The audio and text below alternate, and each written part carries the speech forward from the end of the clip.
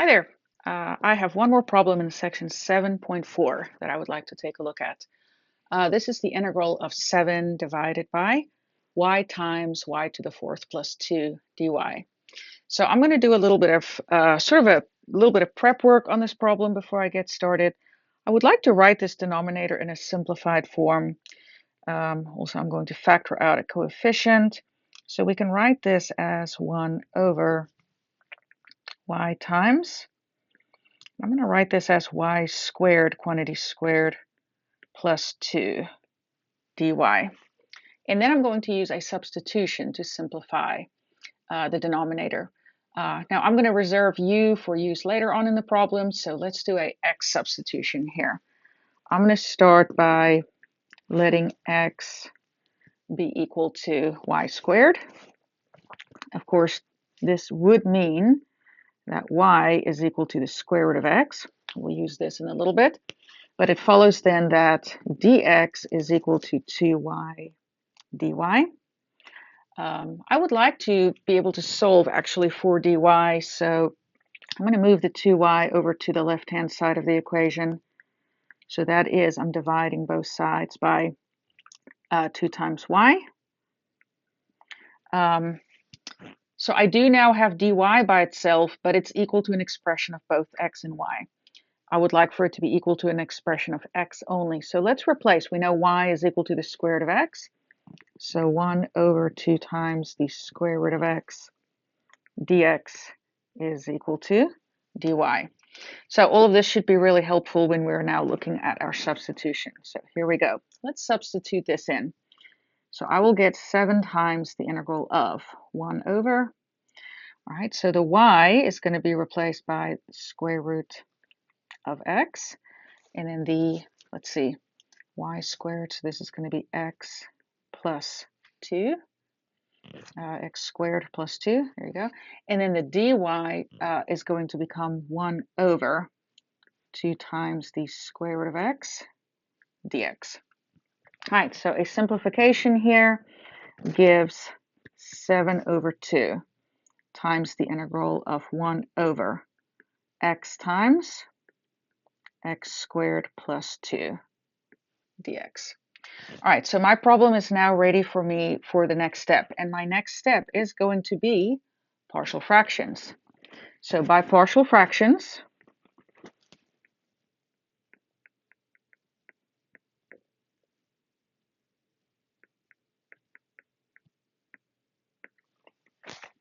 I'm going to take this expression.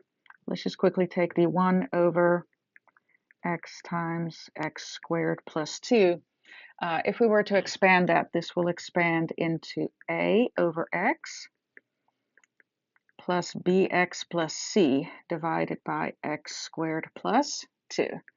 And again, if we were to add this fraction, these two fractions back together, we are going to end up with, again, our common denominator, x times x squared plus 2. And in the numerator, we will have a times x squared plus 2 plus bx plus c times x. So we now need to choose some values of x where we would like to fix this equation at, so that we can solve for a, b, and c. So I'm going to start by saying let's let x be equal to 0. This is an annihilator. This is going to work very nicely. And actually, before we do that, let me put in one other step quickly before we do that.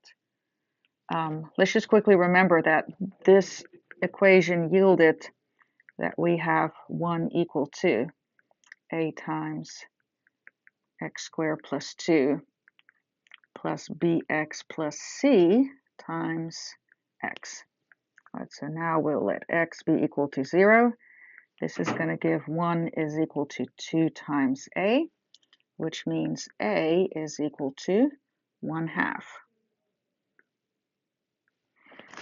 Next, unfortunately, there's no more annihilators, so I'll just pick whatever convenient values I can find. I'll use x equal to 1. If we plug 1 in here, we're going to get 1 equal to, let's see, 3 times a plus b plus c. So we already know the value for a is equal to 1/2. So 1 is equal to 3/2 plus b plus c. We can solve here. Unfortunately, we can't solve for b or c yet, but we could solve for one of them in terms of the other. So solving here is going to give b is equal to 1 minus 3/2, so that's going to be -1/2 minus c. All right, so we'll come back to this in just a moment. Actually, if you want, we can go ahead and just put a box around it so we know where to find it in a minute. Let's pick another value for x. I'm just going to let x be equal to 2. If we plug 2 in here, we will get 1 is equal to, let's see, 2 squared is 4 plus 2 is 6. 6 times a plus 4b plus 2c. If we replace, again, we have the value for a is equal to 1/2. So I get that this is going to be 1 is equal to 3 plus 4b plus 2c. And again, solving here for b gives that b is equal to minus 2c, minus -2 minus 2 minus 2c divided by 4. All right, there's that one. All right, so we now have these two values for b, so we can set them equal to each other. So we can say that, all right, so -1/2 minus c must be equal to minus 2 minus 2c over 4. If I multiply both sides of the equation by 4, I will get minus 2 minus 2c, minus 4c. Minus 4c is equal to -2 minus 2c. All right, when I clean up here, I get 0 is equal to 2c, which means c is equal to 0. Now, if c is equal to 0, we can use either one of these two equations to solve for b. b is equal to -1/2 minus c, which is 0. So we get b equal to -1/2. All right, so that means that my original integral is going to turn into, let's see, 7 over 2 times the integral of a over x. So that's going to be 1/2 over x plus bx plus c. So that would be minus 1/2 x divided by x squared plus 2 dx. All right, so I'm a little bit out of room. So let's take this integral and just continue on the next page. All right, so I kind of copied that over here for us. Let's just keep going with our problem. So we can write this as 7 over 2 times the integral of 1/2 x minus 1/2 x over x squared plus 2 dx.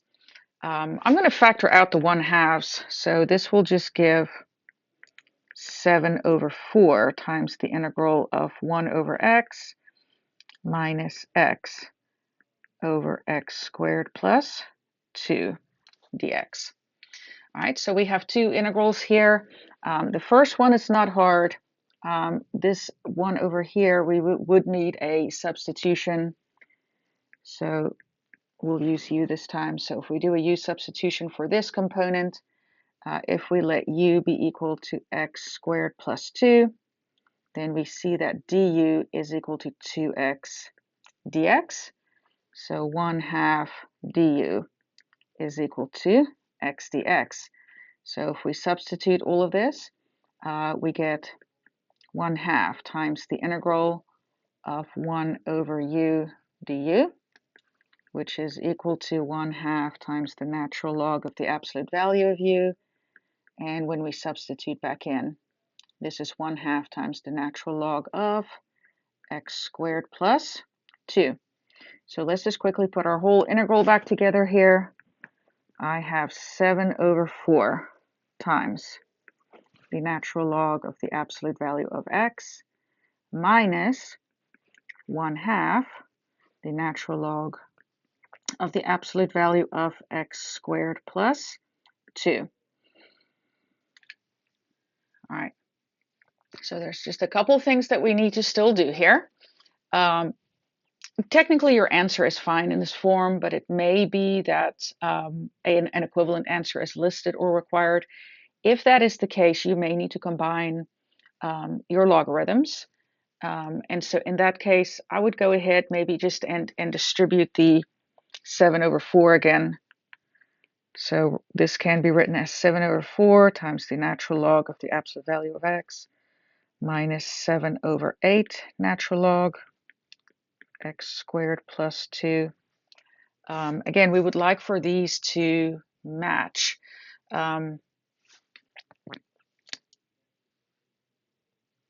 So what we can do is, well, actually, I tell you what, there's an easier way. Let's go ahead and say that we put a 1/2 in here, provided that we square the x. And so what this is going to then give is 7 over 8 times the natural log of absolute value of x squared minus the natural log of x squared plus 2.